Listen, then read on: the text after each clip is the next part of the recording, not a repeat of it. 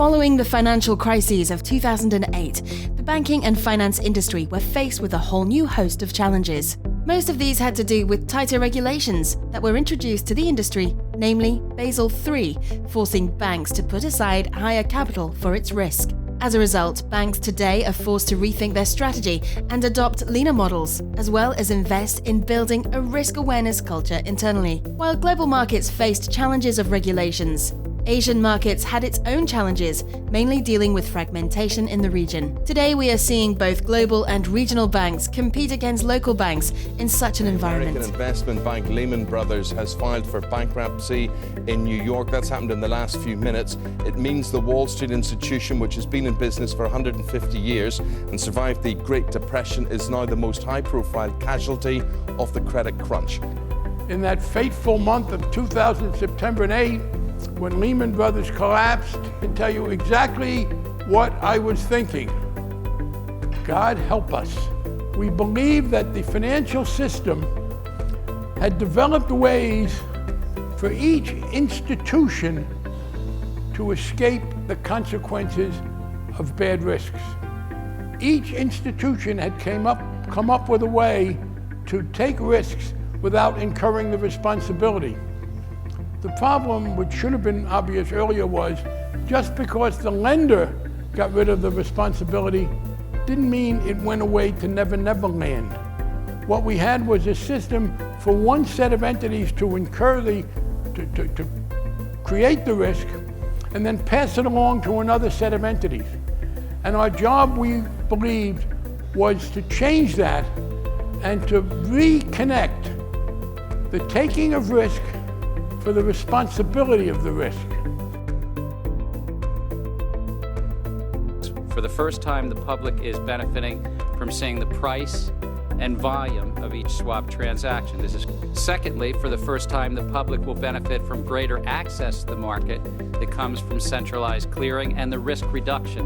By having more innovative products to transfer the risk from credit intermediaries or banks to other investors, not a bad thing to begin with. I think it's just the assumption used in actually pricing and modeling the amount of risk or capital required for such products was actually too simplistic. I mean, Basel is a response to the extreme financial crisis that we faced in 2007-2009.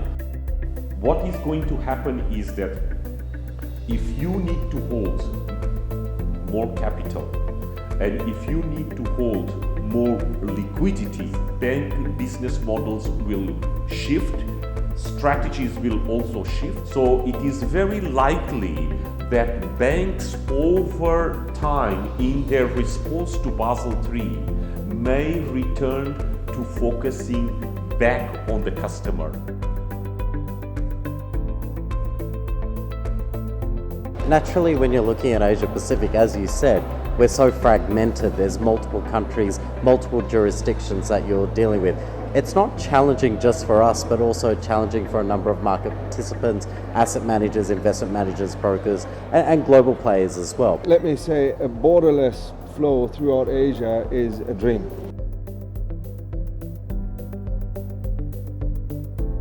Well, first of all, Deutsche Bank has been in Asia since 1872. So we have a long-standing commitment to be in this region. We know Asia best, right? We know our markets, we know our clients, and a lot of these clients are actually attached to one organization to serve their global needs. So we will always choose to go and support our clients in the products that they want. Yes. And if it is not on a risk-reward, compatibility basis, we will not hesitate to say, maybe perhaps another bank might provide you with it. Right now, Asia is experiencing some macroeconomic challenges, which actually have resulted in some slowdowns. We are very, very committed to being here through the cycle. A decade ago, whereby foreign banks still dominate that space.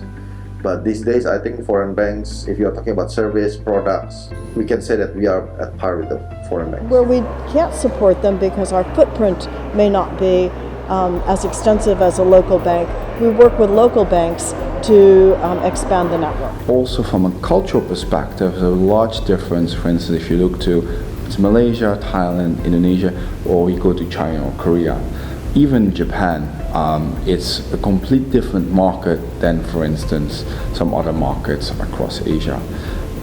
Mostly looking at the overall ecosystem, each bank needs to adapt to each specific market but find the standardization across those markets to very much be cost efficient. Because if you would build for each market something different, the cost will be enormously high.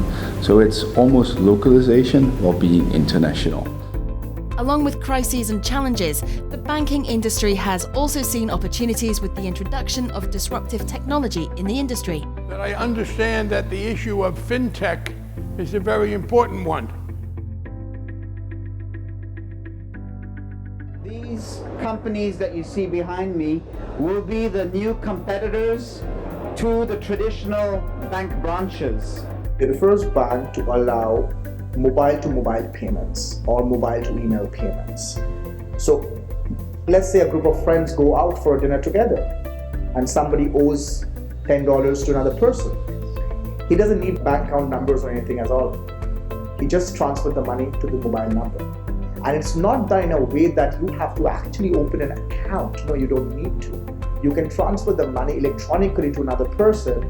He can either put it in another account or he can actually go to a branch and get the money out if he wants to. For example, mobile banking and peer-to-peer technology are all examples of disruptions that could benefit the population at large by providing banking services to a segment of the Asian population that were unbanked. We reach out electronically to the unbanked population.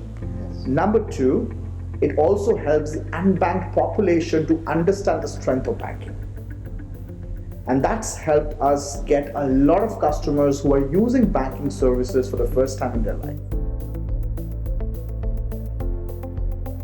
In the rural area, it is pretty difficult to set up the infrastructure, to open the banks and to reach out to customers. Or we cannot invite them so often to the banking. Banks are determining all these group or categorizing these group of people as high-risk people. So it's like we need to come out with ways to reach out to this segment and include them back to this segment. So currently non-banks are doing it.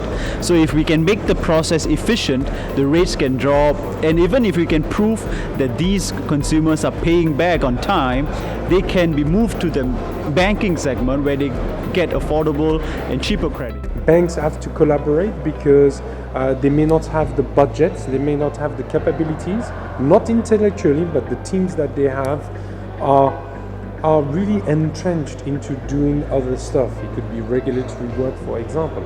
So they have to collaborate. I think we have to acknowledge the fact that trust is changing. Yes, I would trust you because I see you, I meet you, I know who you are, but it is changing thanks to social media, thanks to digital engagements, thanks to all the big companies. Was an online investment crowdfunding social network. Acorns is in that robo-advice wealth management space that we just talked about, and this product is for the mass affluent. We are a B2B company that helps financial advisors to acquire new clients. Banks will be challenged to reinvent their business models.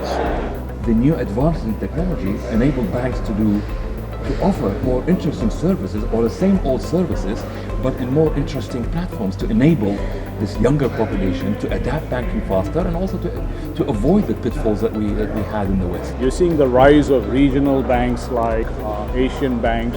With the industry facing challenges in some areas and opportunities in others, we truly believe that a transformation in finance is about to begin.